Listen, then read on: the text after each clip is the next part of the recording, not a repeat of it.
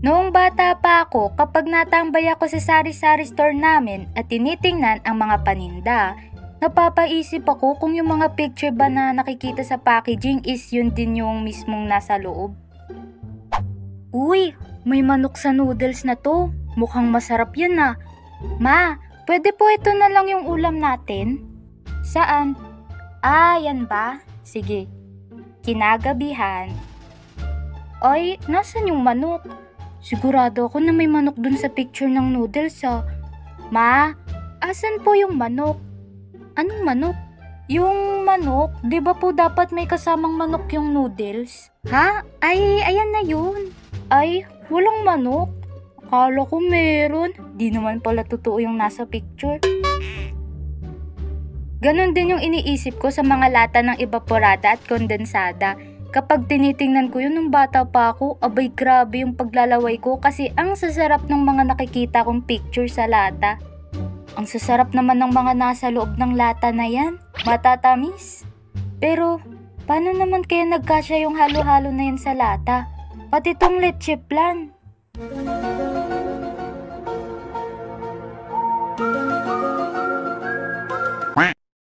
Dati rin, kapag nasa tindahan kami ng bunso kong kapatid, Uy, hulaan ko. Kumukupit kayo, no? Hoy, anong kumukupit? Hindi ah. Abi, kayo ah, kumuha na naman kayo ng candy. Naku, pag yung ngipin nyo talaga nagsipagsakit, alagaan yung mga ngipin nyo.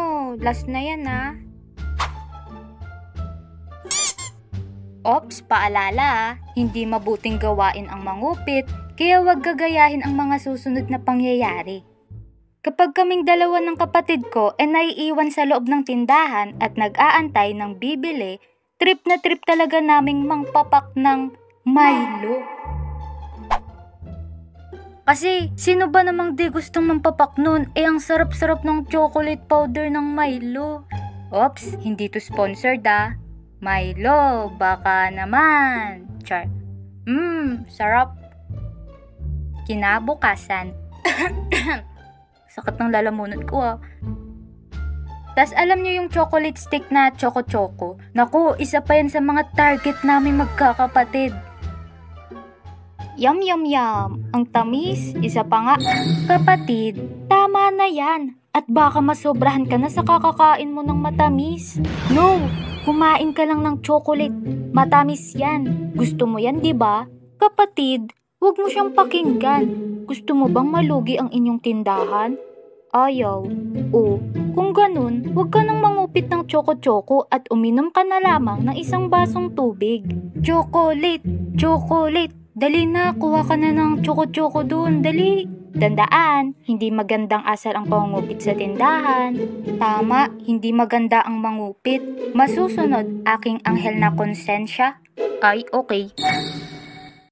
Disclaimer, noon lang namin ginagawa yun na, yung mangupit ng kung anong matripan namin pagkain sa tindahan. Kasi syempre may puhunan din yun, baka malugi. Kaya minsan na lang ngayon. Kaya sa mga kumukupit dyan, sa mga tindahan nila, abay magbago na po kayo. Bukod sa pagkain, isa pa sa mga ginagawa namin ng kapatid ko nun para hindi maboryo sa tindahan, naglalaro kami ng hanapan. Sa larong yon, hahanapin lang naman ng taya yung dinidescribe nung nagpapahanap sa loob ng tindahan. Obe, sige nga, hanapin mo yung tomato. Sus, basic. Ito. Ako naman, hanapin mo yung babaeng nakaganito. Nakaganyan na. Asan ba? Ayun o, nahanap ko na rin. And yun, pasalit-salit lang kami sa paghahanap sa loob ng tindahan hanggang sa magsawa kami. Bukod pa doon, naglalaro rin kami ng tinda-tindahan sa loob ng tindahan. Ang galing no, tinda-tindahan sa loob ng tindahan. And yun nga, sa laro namin na yun, kunwari, may bumibili at may nagtitinda. Tinda-tindahan nga, di ba?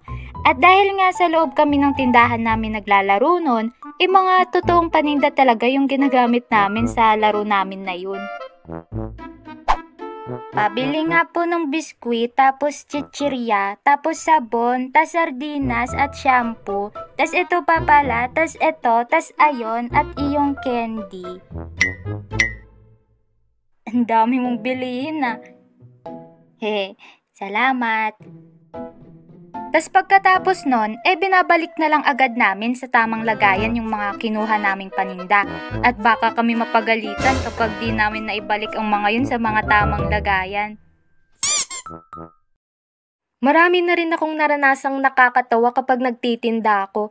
Isang araw kasi, may bumili sa amin na bata at hindi ko talaga malilimutan yung binibili niya nun. Pabili po. Uy be, bentahan mo, bata lang yun. Pabili po. Ano yon? A few moments later. Ate, halika. Bakit? Anuhin mo? Di ko alam eh. Ha? Ano yon? May chismis po kayo? May chismis po ba kayo? Chismis? Opo. Ano yun? Hindi kaya chismis na palaman tinutukoy niya? Baka chismis na palaman. Ito ba? Chismis po.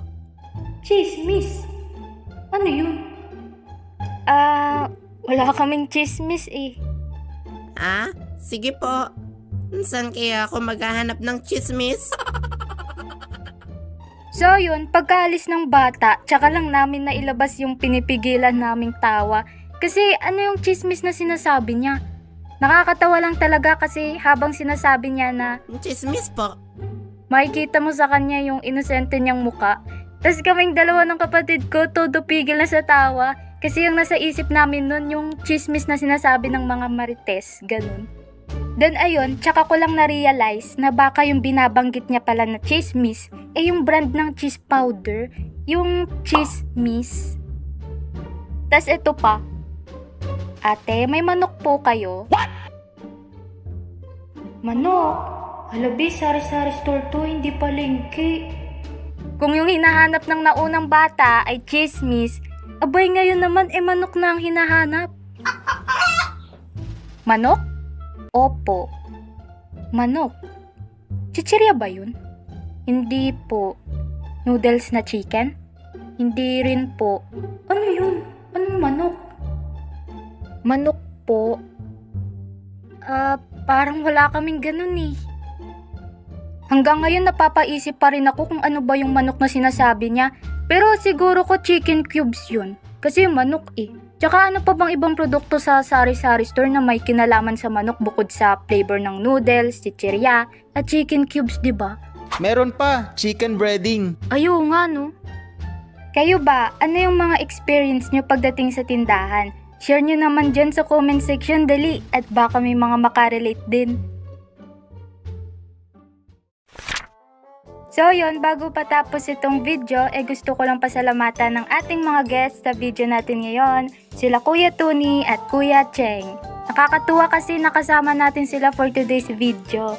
For today's video. Hindi lang puro boses ko yung narinig nyo. Subscribe na rin kayo sa channel nila, gumagawa rin sila ng mga nakakatuwang animation. Oo. Lalagay ko na lang yung link ng mga channel nila dyan sa description box. Thank you po Kuya Tony at Kuya Cheng. So yun, maraming salamat din sa mga gumawa ng mga fan arts na ito. Na-appreciate ko to ng sobra-sobra. Kaya thank you, salamat, arigato, gracias, kamsahamnida. At shout out din sa mga pangalan na naririto. Sigaw out sa inyo, shout labas. Shout labas! Kung ano-ano na lang pinagsasabi ko. Lapit na palang magpasko no. Merry Christmas guys. At Happy New Year na agad. Grabe, sa sobrang tagal kong mag-upload, inabot na ng December. Pasensya na pala kung bagal ako mag-upload ng animation. Di talaga kasi kaya ng once a month eh. Pero siguro next month mag-upload ulit ako. Kasi sem break namin yun eh. Pero di ko sure. Ayoko mangako baka kasi di na naman magkatotoo. So yun, maraming salamat po sa patuloy niyong suporta. Kita-kits sa susunod na video next year. Bye-bye!